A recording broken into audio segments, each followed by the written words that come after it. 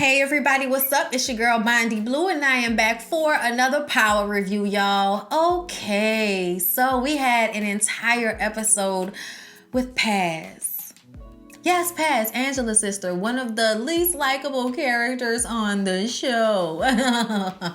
And because we have 5 episodes, there was supposed to be 5 episodes, that leads me to believe that we have Tommy's episode next, which means that it's Latasha. Okay, use the whole name on y'all. Okay, it's Tasha and Tyreek's episode that will probably be the last 2.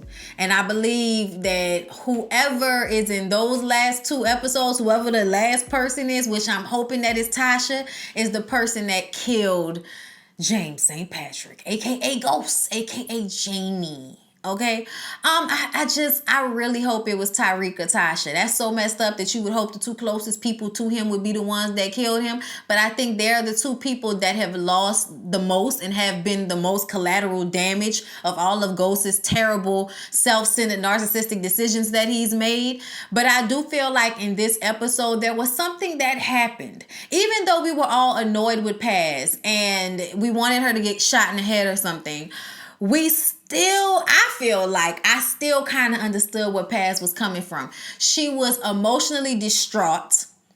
She had just lost the person that she put so much effort and time into. Like, she really raised Angela so that Angela would be the golden goose. And Angela was the golden goose, but Angela wanted to be with a thug. Okay, no matter how much Paz tried to keep her away from Jamie, she wanted to be with Jamie, and then ended up getting herself killed by still dealing with him and being in this relationship with him. Okay, so Paz is going around trying to find somebody to blame. We all know that Jamie did not kill Angela. The evidence shows it, and at this point, everybody knows that James St. Patrick did not kill Angela Valdez. But Paz doesn't care. Paz feels like even if he didn't kill her, he's responsible for her death just because she was with him.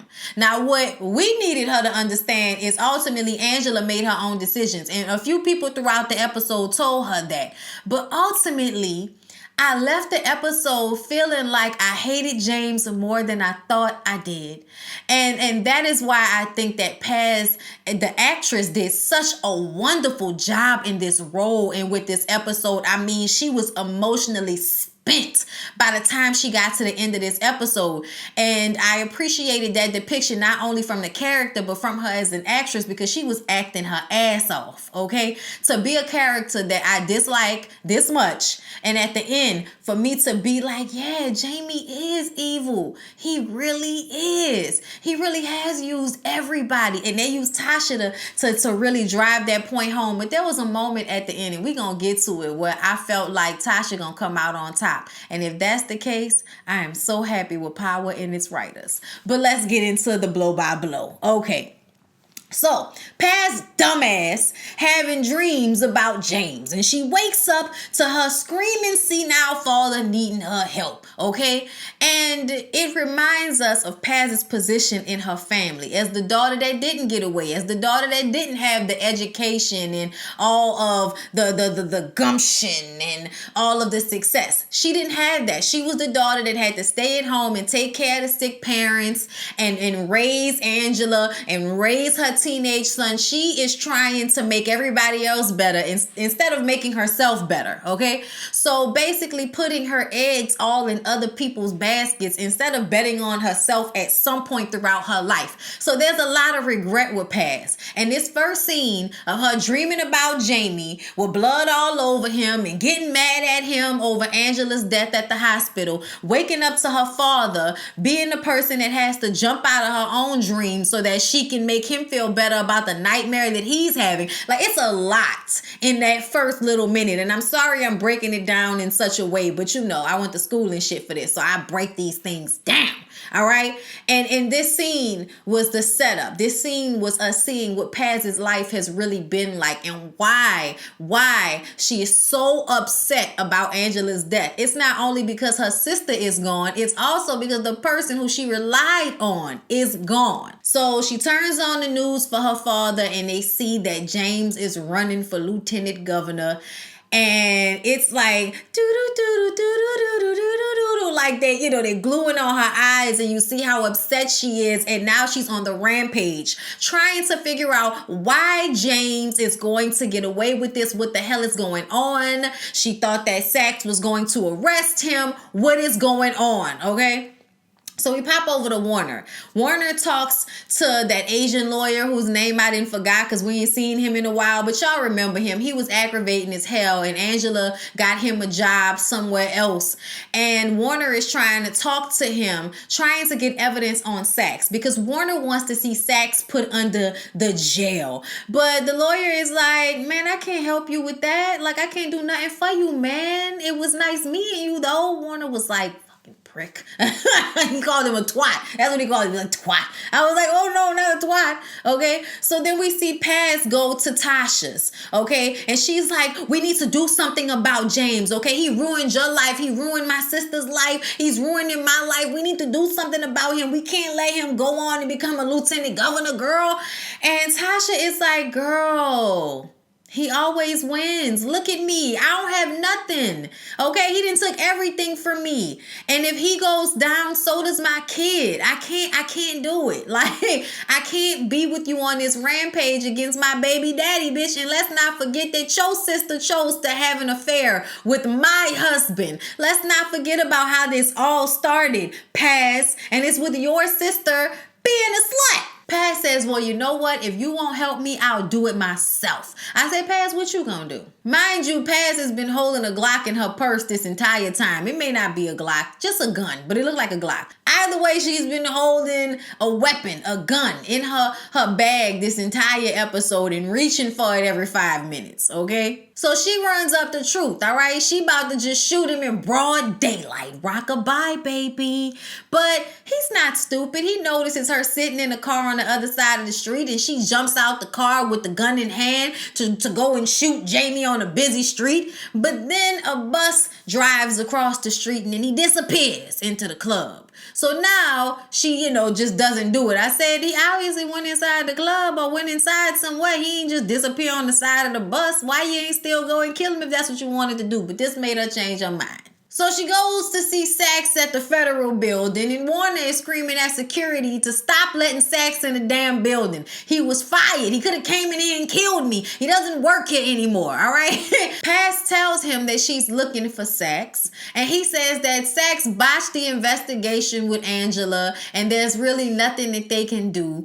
And if they do dig into Angela and find that she did something she wasn't supposed to do, then Paz doesn't get the pension and all the benefits. So she goes over to Saxe's apartment, trying to understand what the hell is going on. He was supposed to arrest James St. Patrick, and now he doesn't even work at the federal building anymore. What is going on, Saxe? And Saxe tells her plain and simple that the evidence does not support James St. Patrick killing Angela. He just didn't do it. I know we thought he did, but he didn't. And the evidence doesn't prove that. There's nothing we can do. Then he tells her that Angela was about to be indicted for helping St. Patrick in the first place. So they were in cahoots. She goes home and tells her son that it's over and there's nothing that they can do. And he tells her she needs to do something because he needs to go back to school and Poppy needs to go back to a home because he cannot be responsible for taking care of a senile old man. This is not his responsibility. He also says there's nothing else to protect,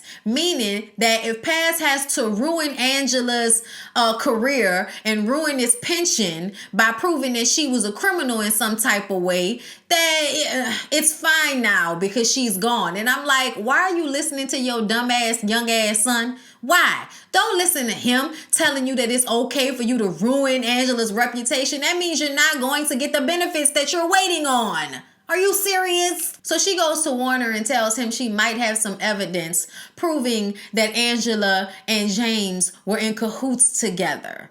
And I said, oh no, please don't let this be what I think it is. And it was. She had them exhume Angela's body so that she can get that cell phone that she found in Angela's apartment out of the casket. Because y'all remember she put it in the casket and said, your secrets will die with you. Well, now a week later, she didn't change her mind. Okay? She didn't change her mind about that. So we exhume Angela's body. The body body looks a little bit too decayed for my liking. How long has it been? The body look like it's been decaying for at least a year by the time they pull it up. And I say, she ain't been dead that long. Why it look like that? But either way, they get the phone out the coffin. The SIM card is unusable, so there's nothing they can do about that. And there are some text messages, but the text messages are pretty vague. So there was nothing gained from pulling Angela's body out of the ground to get that cell phone.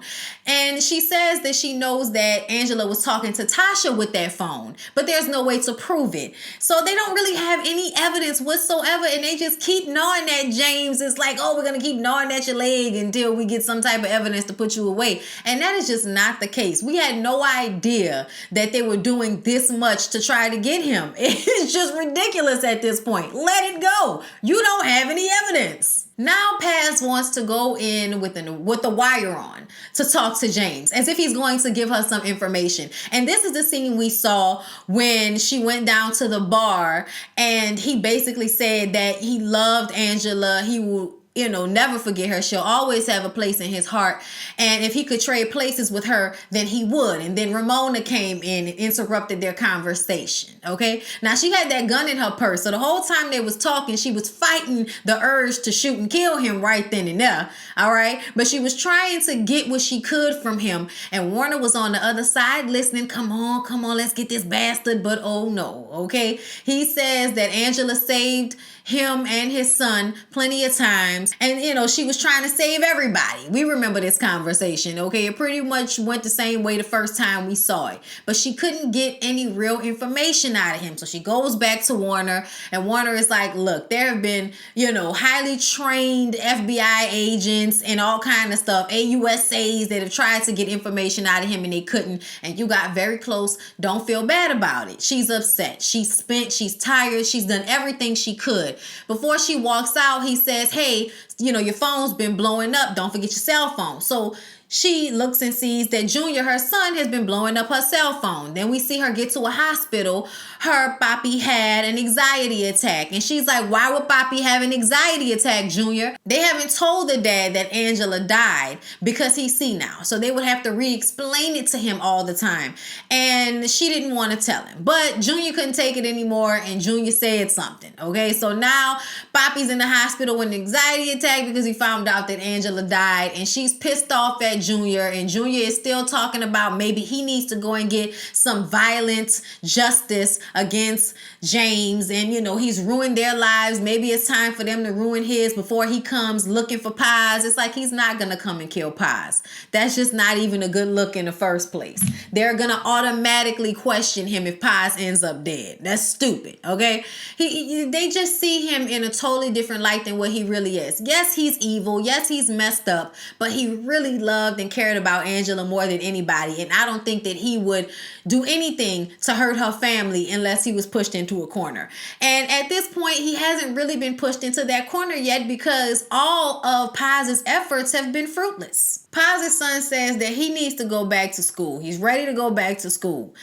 But he's not going back to school. They've ruined Angela's reputation, so they get nothing. And I was like, why do y'all not have any life insurance separate from her job?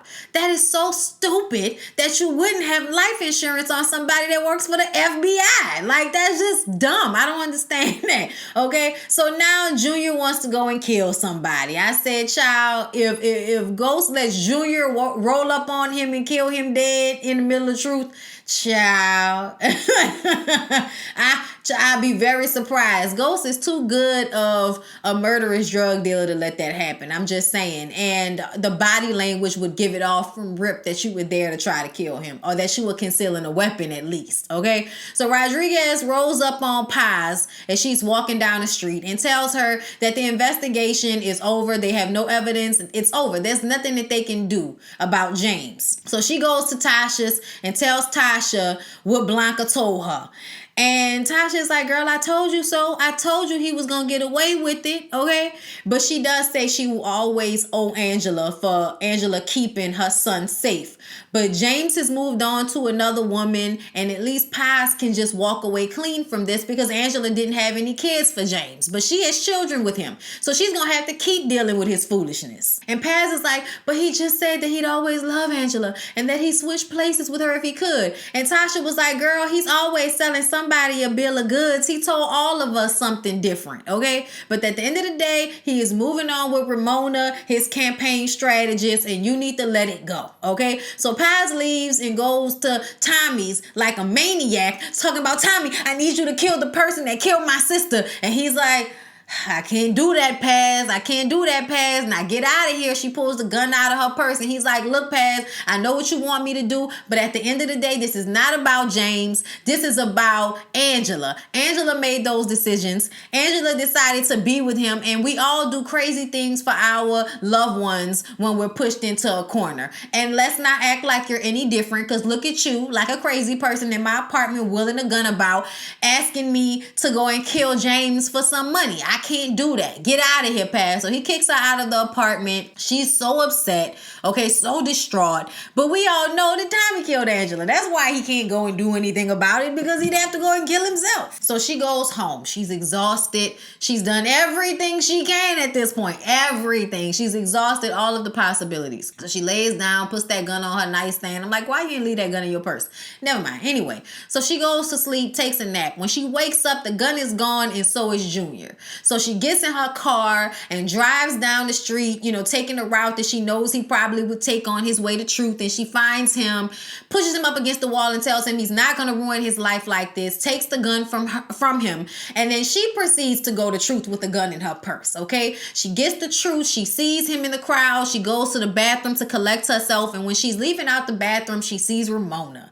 And Ramona wants to thank her because she overheard the conversation that Paz had with James when she was wearing the wire, and hearing him apologize to her about Angela just proves to her how good of a man he really is. And Paz was like, girl, are you serious? You don't know who you're dealing with, do you? You really have no idea who you are dealing with. You need to get out while you can, because he's not who you think he is. My sister is dead because of him. Just because she was with him, she's dead, okay? And you have the power to do something about it. Okay? He's a terrible person. He's a bad person. And you have no idea what you're dealing with. Child, Ramona looked Paz in her face and told her that's not the James that she knows. And some people are unbeatable. Meaning that some people you just can't take down. And you can't take James down, Paz. So deal with it. I was like, Ramona, bitch, are you that gone? Are you that gone? Are you drinking James Kool-Aid that much?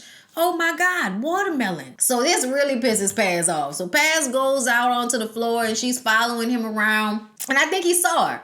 Okay, I think he saw her. But she has this moment of clarity where she's thinking about everything that everybody said today, about how there was nothing they can do and how this was Angela's choice ultimately. And she got herself into this situation. And Paz says, you know what? I'm going to let it go. And she leaves, and James saw her walk out. You know, he had a confused look on his face, but she let it go. So Paz goes to the hospital, and she tells her dad, you know, because James is on the television. She was like, I tried to kill him, Poppy. I really did. I couldn't do it, though. I really wanted to protect Angie. I tried so hard to protect her. And the father has a moment of clarity, and he turns the television off and turns around to her and says, oh, Paz, you always had to try so hard, and everything always came so much easier to Angela. When we were trying to have you, we tried really hard to have you. That's why we named you Paz, which means peace, because you were our peace. And, you know, I know you tried, but, you know, it wasn't your responsibility, but I know you tried so hard. Basically telling Paz that they see her. I know who you are, and it's okay. Like, it wasn't your responsibility to try to fix, you know, grown-ass Angela from wanting to be a drug dealer's girlfriend. Some of us are just messed up that way, okay? And there's nothing that anybody else can do about it, Paz. So Paz is like, thank you, Dad. And she kisses him on the forehead, and he goes back to not remembering anything. So then we see David, okay, a part of the Democratic Party, going to Warner's office and telling him that the Democratic Party is not happy with Warner. So During the episode, David had came to Warner initially and told him to stop investigating James. Let it go. Well, this pissed Warner off. So Warner went to a judge with Andre Coleman's agreement with Blanca. Now, he knew he couldn't really use Andre because Andre will say anything to get out of jail. But Blanca had already pushed all of the paperwork through, so Andre was already being transported at the time. So it was done, really. So then Warner goes to the judge and tells the judge he has somebody who's going to admit that he saw James kill Terry, and the judge looks at him and says, well, that's as good evidence as any. Okay, so he's going to take that evidence, right? So they're going to take the evidence that Andre was given that everybody knows is a lie, but at this point, they just want to get James so damn bad. Well, the next morning, once James has been murdered, the Democratic Party comes to Warner's office, and Warner thinks that they're there to say that he was right. But he says, no, we want James to continue to look like a martyr because it's going to be good for the Democratic Party. So if you think that it's okay that you did that, you're sadly mistaken. You might as well pack up your office. And he was like, are you serious? Get the fuck out of my office with this. And then the phone rings, and then we see his stuff being packed up. But the Democratic Party wants James to be a martyr now that he's dead, and that means Warner still has to go down for it. Now, Warner threatened to tell the public about who James really was, but they was like, oh, that's cute. That's not how any of this works. So now Warner is out of a job. Paz comes in to talk to Warner, but ends up talking to Rodriguez. And she tells her that she can't restore her benefits since Warner is out. And Paz is like, look, I'm not even here about the benefits. I just want y'all to put my sister back in the ground. So that's what they do. And then Zach showed up. So he was there with Paz as they were putting the body in the ground. And, you know, he's sorry for everything. Oh, whatever. You still alive? So Paz gets a call from a lawyer, and it is a lawyer who is handling James' estate. So she goes up there, and we see Tommy's mom leaving, looking very happy. So I guess James must have left Tommy's mom something too. I'm not very sure what's going on just yet. But Paz goes in, and apparently James had put money aside out of his will for Angela, and when Angela died, the money was put in Paz's name. And she didn't really want the money, but she runs into Tasha when she's leaving, and she asks Tasha if she killed James. And this is when it made me feel like it's probably Tasha. Tasha just kind of, you know, has a smirk on her face and kind of looks down and looks back up. And it is every time that I've seen a woman in a thriller movie turn out to be the bad guy and we had no idea, there's always a moment like that. Like I could think about the testify video with Taraji when they realized that she was the bad guy. They had a moment like that with her. I think about Twa, Reagan Gomez Preston, when we found out she was the bad guy in that movie. There was like a moment just like this where the camera kind of does this fish lens thing. And, you know, just to kind of show that there's a perspective of something skewed. Like it's a visual technique to show that something in the story is askew. And I noticed it and I picked up on it immediately. And I was like, oh, I'm getting real happy. I want Tasha to be a queen pin so bad. So she takes Paz into her office and she doesn't answer that question, but she tells her that, you know, at the end of the day, James loved Angela more than he even loved her.